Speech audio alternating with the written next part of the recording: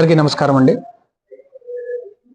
రీసెంట్గా మన జిల్లాకి సత్యసాయి జిల్లాకి వచ్చిన కొత్త ఎస్పీ గారు సతీష్ కుమార్ సార్ ఆధ్వర్యంలో క్రైమ్ ప్రివెన్షన్ అండ్ క్రైమ్ డిటెక్షన్లో ఎంతో కష్టపడి మన పోలీస్ వాళ్ళు చాలా చేస్తున్నారు. పులమతి సడ్లపల్లి లేపాక్షి మండలంలో పులమతి సడ్లపల్లిలో 19వ తేదీ ఈ నెల రాత్రి 10 గంటల ప్రాంతంలో ప్రవీణ్ అనే వ్యక్తి కూర్చొని చలి కాచుకుంటుండగా తన పక్కనే బైక్ స్పీడ్గా సాయి కుమార్ అనే వ్యక్తి బండి డ్రైవ్ చేయడం జరిగింది.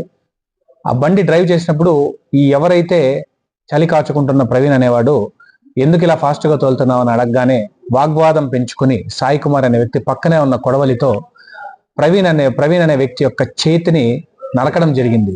చిన్న రీజన్కి అతను నరకడం చాలా విలేజ్ లో కొంచెం భయాందోళనలు క్రియేట్ చేయడం జరిగింది.